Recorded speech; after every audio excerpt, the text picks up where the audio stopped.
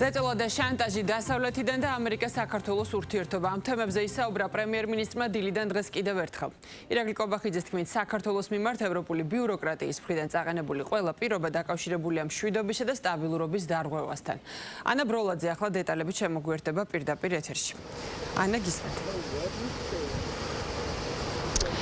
ირაკლი კობახიძემ საზოგადოებას კიდევ ერთხელ გააცნო პოლიტიკური გუნდის განცხადება, პოლიცსაბჭოს განცხადება, რომელშიც ასახულია ის პოზიციები, რაც მოგვისმენია ბოლო პერიოდის განმავლობაში ქართული ოცნების ხელისუფლების სხვადასხვა წარმომადგენლებისგან და ეს განცხადება შეიძლება აღვიქვათ როგორც გარკვეულწილად პასუხი ევროპული მხარის მიერ გამოგზავნილ 8 პუნქტიან მოთხოვნაზე.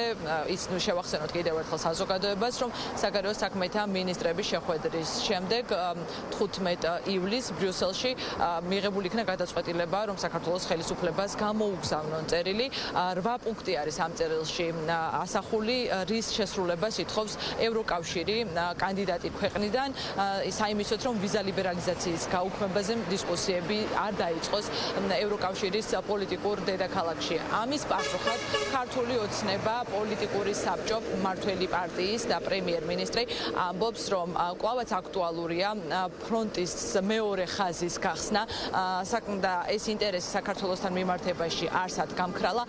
ასე აღიქვამს ქართული ოცნების გუნდი ევროპული მხარის მოთხოვნებს. ისინი ინტერესდებიან რა შუაში არის მაგალითად ოჯახური უსხური გავლენების გამჭვირვალობის კანონი ან ოჯახური ღირებულებების დაცვის კანონი უვიზო მიმოსვლის გაუქმებასთან და რატომ დგას დღეს წესრიგში კონკრეტული კანონების გაუქმება, რომელსაც მმართველი გუნდი და ქართული ოცნება მიიჩნევს როგორც საქართველოსთვის ეგზისტენციურ კანონებს იმისთვის, რომ ჩვენი ქვეყანა გადარჩეს და ამ ქვეყნის უსაფრთხოება იყოს დაცული ისევე როგორც მშვიდობა და ამბობენ, რომ დისკუსიებისთვის მზად არიან, თუმცა არსებობს ძალიან ბევრი კითხვები და ევროპული მხარის მოთხოვნებში და ულტიმატუმებში ისინი ხედავენ საბჭოთა მოთხოვნების და ულტიმატუმების მსგავს დამოკიდებულებას. საზოგადოებას კარგად ახსოვს, რომ ჩვენი ქვეყნის და ხალხის მიერ არჩეული ხელისუფლების მიმართ სრულად უსამართლო დამოკიდებულება უკრაინაში ომის დაწყებას ემთხვევა. ჩვენ არ ჩავერთეთ ომში, არ გავხსენით ქვეყანაში რუსეთის წინააღმდეგ მეორე ფრონტი, რის გამოც გლობალური ომის პარტიის, იგივე დიპ სტეიტის მიერ მართულმა მაშინდელმა ადმინისტრაციამ საქართველოს დასჯა გადაწყვიტა.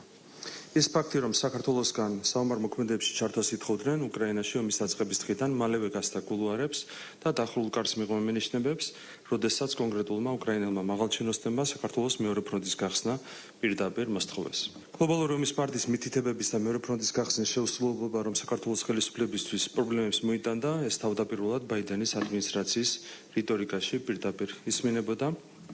ხოლო შემდეგ მედებაზეც გადავიდნენ. დაიწყეს დაუსაბუთებელი სანქციების დაწესება, დემონსტრაციულად დღემდე გაურკვეველი მიზეზებით გაუქმეს საქართველოსთან გაფორმებული სტრატეგიული პარტნიორობის შეთანხმება და ბოლოს ქართული ოცნების დამფუძნებელი და საპატიო თავმჯდომარე ბიძინა ემანიშვილი ასევე უსაფუძვლოდ ფაქტების გარეშე რუსეთთან კავშირში დაადანაშაულეს და სანქციები დაუწესეს.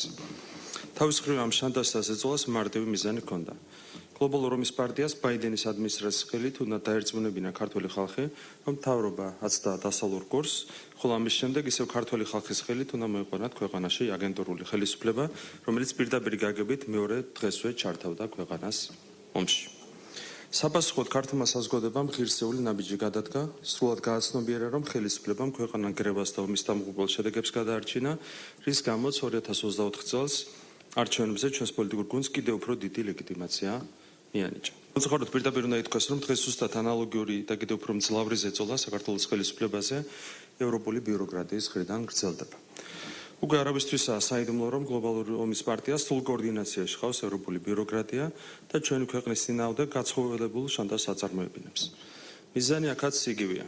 როგორმე მოახერხონ და საზოგადოება ხელისუფლებას დაუპირისპირონ, ქართველი ხალხის ხელით ნებისმიერი მეთოდით ჩამოაშორონ მმართველობას ჩვენი პოლიტიკური გუნდი, რომელიც გლობალურ ომის პარტიას რუსეთის წინააღმდეგ მეორე ფრონტის გასახსნელად არ გამოადგება. ლოგიკურად ჩდება კითხვა, რა საერთო შეიძლება კონდეს გამჭვირვალობის ან ოჯახური ღირებულების დაცვის კანონს ვიზა ლიბერალიზაციასთან. ცხადია, ამ ორ საკითხს ერთმანეთთან არავითარი კავშირი არ აქვს, მაგრამ გლობალური ომის პარტიის მიერ კოორდინირებული ევრობიუროკრატია ცდილობს რაიმე სახის საფუძველი მოუძებნოს მისი ხელით წარმოებულ შანტაჟს და ზეწოლას. დღეს უკვე აშკარაა, რომ არათუ შესუსტა საქართველოს მიმართ რუსეთ-უკრაინის ომში მონაწილეობის მოთხოვნილება, არამედ ის კიდევ უფრო ძლიერდება. რაც შეეხება ომის საფრთხეს, არავითარი ღრმა ანალიზი არ შეიძლება იმის დანახვას, რომ ეს საფრთხე არსად წასულა. გლობალური ომის პარტია ყველაფერს აკეთებს, რომ უკრაინის საკითხი თავიდან ბოლომდე ევროპის კისერზე ჩამოკიდოს, რითაც ესდება ორი კურდღელი დაიჭიროს. ერთდროულად დაანგრიოს ევროპაც და რუსეთიც. ამ გეგმაში კი საქართველოში მეორე ფრონტის გახსნის აუცილებლობა ზუსტად ისეთივე აქტუალურია, როგორც ეს ომის დაწყების მომენტში იყო. რაც შეეხება მიმდინარე პროცესებში ამერიკის შეერთებული შტატების როლს. ფაქტია, რომ საქართველოს მიმართ მოქმედი ადმინისტრაციის დამოკიდებულება კარდინალურად არის შეცვლილი და შეჩერებულია ის უსამართლო დამოკიდებულება, რაც წინა ადმინისტრაციის მხრიდან მომდინარეობდა და რაც ახლა ოფიციალური ბრიუსელის ხელით ჩვენი ქვეყნის მიმართ კიდევ უფრო მწვავედ გრძელდება. არაერთხელ გვითქვამსა კიდევ ერთხელ ვადასტურებთ, რომ პრეზიდენტ ტრამპს უსურვებს წარმატებას დიპ სტეიტის წინააღმდეგ ბრძოლაში, თუმცა ასევე ვიტოვებთ გონივრულ ეჭვს, რომ შეასრულა ეს ბრძოლა არა დიპ სტეიტის დამარცხებით, არამედ მისი რებრენდინგით დასრულდეს. რის მიზანიც ამერიკის შეერთებული შტატების გვერდით გაწევა, ხოლო რუსეთ-უკრაინის ომში ევროპის სრული სიმძლავრე ჩათრევა და საბოლოოდ ევროპისა და რუსეთის ერთდროულად ანგრევა შეიძლება იყოს.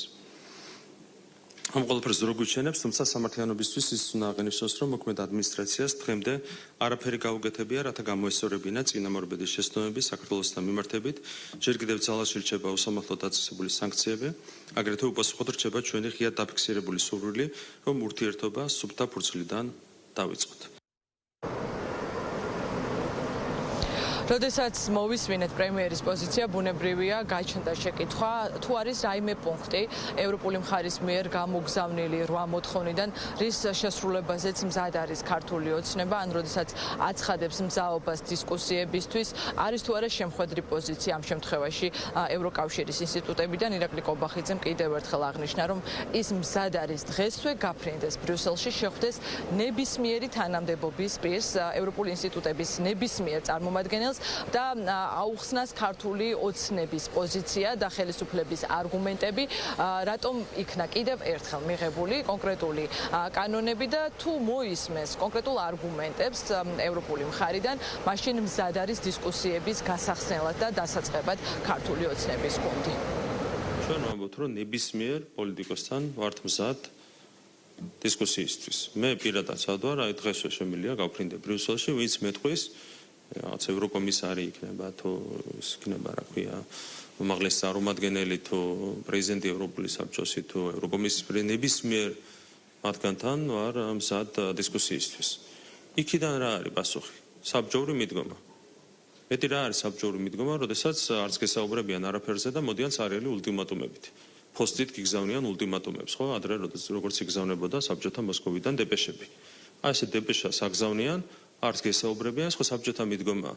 ეს ხო არის იგივე ინკვიზიციური მიდგომა, რაც შუა საუკუნეებში დატოვა თითქოს ევროპამ და ეს ყველაფერი ჩაბარდა თითქოს წარსულს, გასული საუკუნის 40-იანი წლების ბოლოდან, მაგრამ რა სტანდარტებიც იყო ადრე, იგივე სტანდარტები რატომღაც დაბრუნდა დღეს ევროკავშირში.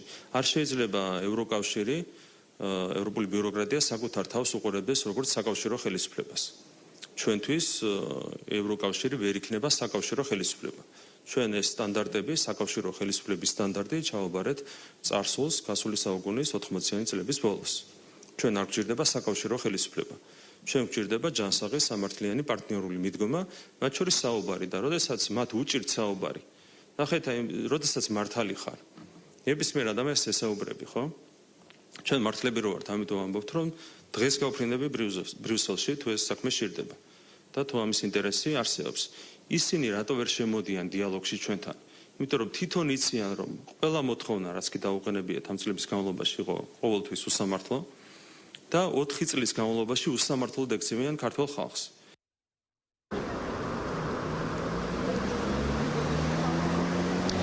ურთიერთობების გაუმჯობესებასა და დალაგებაზე მზადყოფნა ქართული ოცნებისგან დღეს მოვისმენთ არა მხოლოდ ევროკავშირთან მიმართებაში, არამედ ამერიკის შეერთებული შტატების ახალ ადმინისტრაციასთან მიმართებაშიც, ვინაიდან პოლიტიკური საბჭოს განცხადებაშიც აღნიშნული იყო, რომ მათ აქვთ მოლოდინი, რომ ტრამპი შეასრულებს მის წინასაარჩევნო დაპირებას, რაც დიპ სტეიტის დამარცხებას გულისხმობს და ეხება და სწორედ ამაზე ჰქონდა და ამყარებდა მართველი გუნდი იმედს, რომ დიპ სტეიტის დამარცხების შემდეგ ურთიერთობები გაუმჯობესდებოდა ყველა მიმართულებით. მიმართულებით ამ კონტექსტში ირაკლი ყობახიძემ ისაუბრა ამერიკის ყოფილი ელჩის რობინ დანიგანის იმ ინტერვიუზე, რომელშიც ისაუბრობდა, რომ ტრამპის სადმე გაგზავნილი წერილი ქართული ოცნების გუნდიდან ძალიან ცუდად იქნა აღქმული ვაშინგტონში. ირაკლი ყობახიძემ თქვა, რომ რომს დომობდა ამ შემთხვევაში ხელისუფლებას წერილის გასაჯაროება, ის გასაჯაროვდებოდა. ამ წერილში საუბარი იყო ქართული მხარის ხედვასა და პოზიციებზე და კიდევ ერთხელ ქართული ოცნების გუნდი ამბობს, რომ ისინი მოლოდინით არიან გამსჭვალულები ახალ ადმინისტრაციასთან ურთიერთობების გადაწყვეტაზე, ვინაიდან წინა ადმინისტრაციის ყველა ქმედება ქართული ოცნების გუნდის შეფასებით მიმართული იყო მხოლოდ და მხოლოდ იმისკენ, რომ საქართველოს ომში ჩართვა მომხდარიყო. საჯარო წერილი რო ყოფილიყო, გავასაჯაროებდით. რაც იყო საჯარო, გავასაჯაროებთ კიდეც. რაც შეეხება გადაყენებული ელჩის ჭორაობას, ამაზე კომენტარი აბსოლუტურად უადგილოა. ჩვენ გვინდა აღდგეს სუფთა ფურცლიდან სტრატეგიული პარტნიორობა ამერიკის შეერთებულ შტატებთან.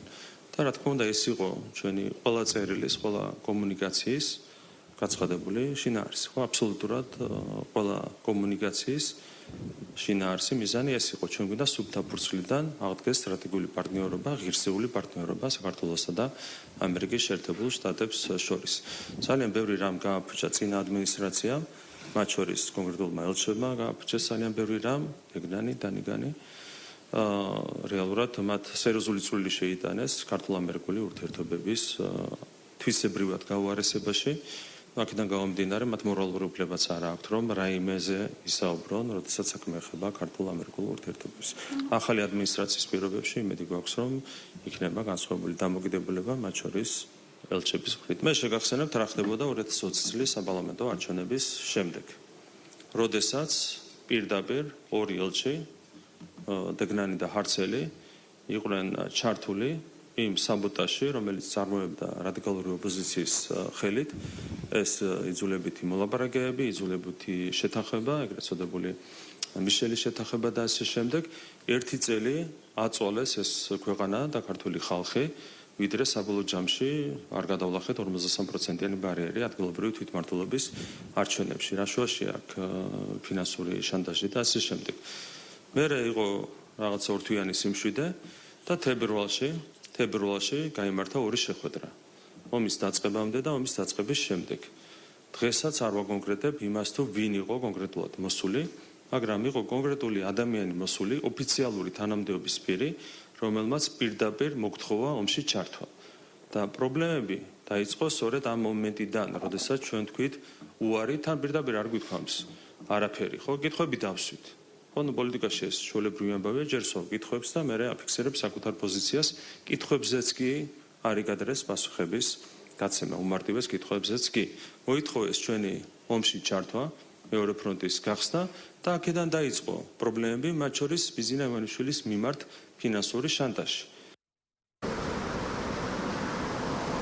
მე შევახსენებ მაყურებელს, რომ პრემიერ-მინისტრმა ირაკლი ყობახიძემ, რომელიც ამავდროულად არის პარტია ქართული ოცნების თავმჯდომარე, დღეს პოლიტსაბჭოს სახელით საზოგადოებას გააცნო ქართული ოცნების დამოკიდებულება იმ საკითხთან დაკავშირებით, თუ როგორ უყურებს ევროპული მხარის მოთხოვნებს ამ შემთხვევაში სახელისუფლო გუნდი და ევროპული მხარე 8 პუნქტიანი დოკუმენტი თითხოვს, ასე ვთქვათ, გარკვეული პირობების შესრულებას კანდიდატი საქართველოსგან იმისთვის, რომ უკვე შემოდგომით, როდესაც გამოქვეყნდება მორიგი ანგარიში, თუ როგორ ასრულებს ქვეყანა ვალდებულებებს, მათ შორის უვიზო მიმოსვლასთან დაკავშირებით, არ დაიწყოს პოლიტიკური დისკუსიები და მსჯელობა ჩვენი ქვეყნისთვის უვიზო მიმოსვლის შეჩერებაზე. მადლობა ანა ბროლაძე იყო პირდაპირ ეთერში.